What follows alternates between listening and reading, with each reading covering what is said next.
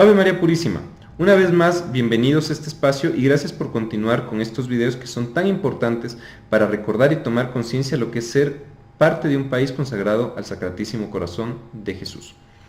Bien, primero, como siempre, les pedimos que nos ayuden con este apostolado, ustedes nos pueden ayudar realmente mucho.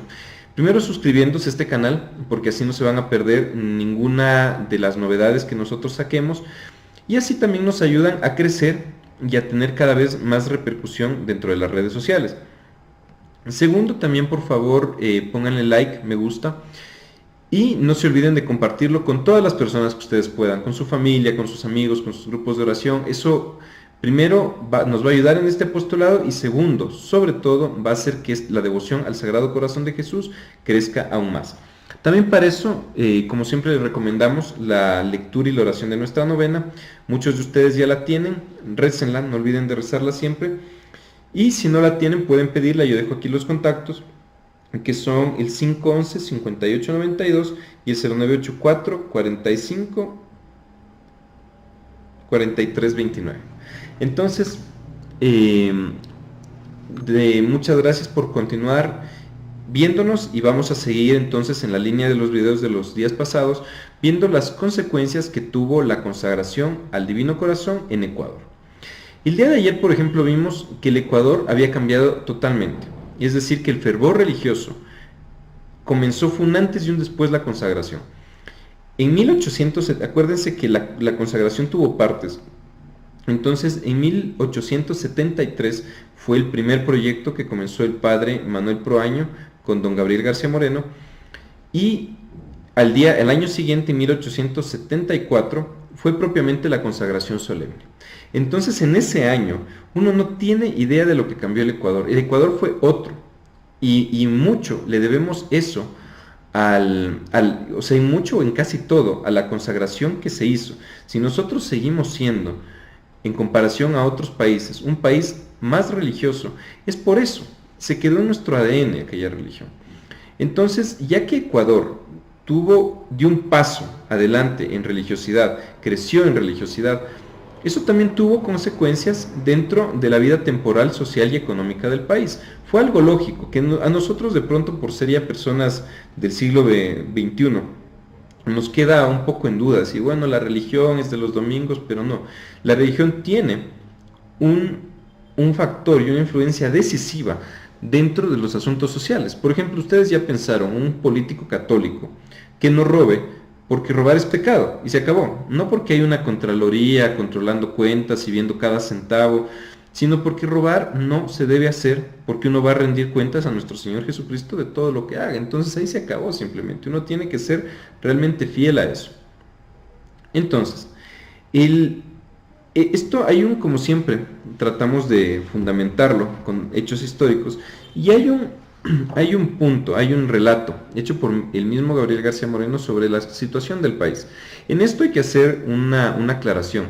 Recuerden, aquí no vamos a hablar de García Moreno como si él estuviera hablando hoy en día, hablando de su gobierno y diciendo, claro, qué bueno que fue, sino este es un relato de la época, en una época en la cual no había sabatinas, no había encuestas, era algo muy, muy, muy distinto. No estamos hablando de 1874. Este es un relato que él hace a un párroco en Pelileo, y en el cual menciona lo siguiente.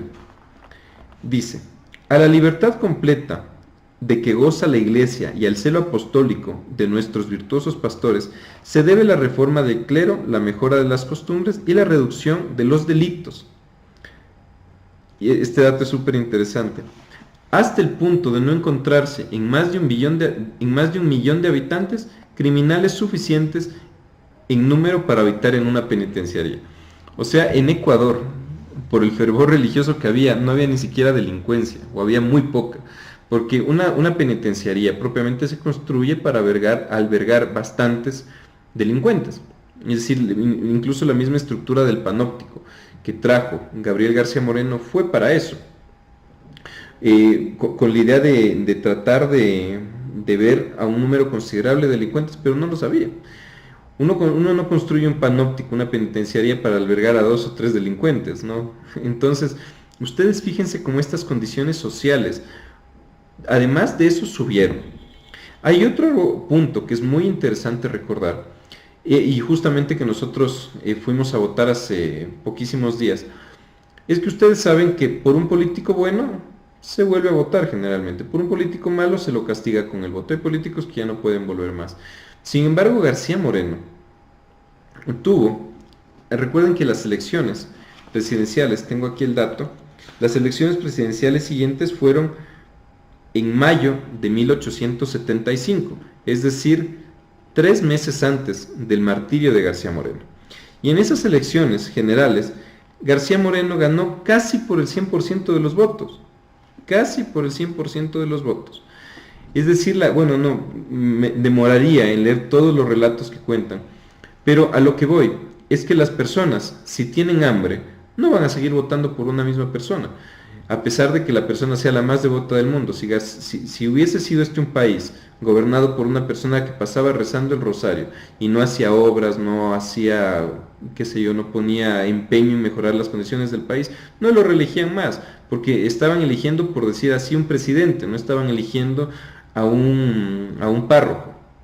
Sin embargo, nuestro católico presidente Gabriel García Moreno se ocupó también de las condiciones fácticas necesarias para que la situación del país mejore. Y eso se reflejó total y absolutamente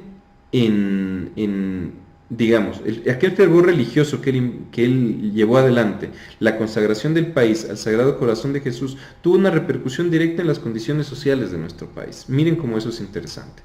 Así también, entonces, para ir terminando, nosotros también vamos y ayúdennos rezando y compartiendo este material para que más personas tomen conciencia de lo importante de ser devoto al corazón de Jesús y que así también las condiciones de nuestro amado Ecuador sigan mejorando. Que Nuestra Señora los bendiga, que el Sagrado Corazón de Jesús los proteja.